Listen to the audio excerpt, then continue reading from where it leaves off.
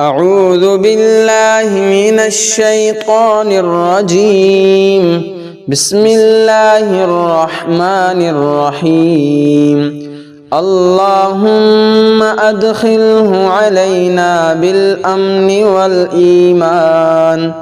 والإيمان والسلامة والإسلام ورضوان من الرحمن وجوار من الشيطان. اللهم أدخله علينا بالأمن والإيمان والسلامة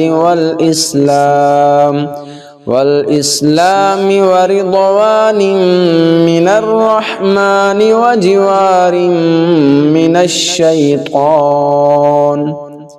اللهم أدخله علينا بالأمن والإيمان والسلامة والإسلام ورضوان من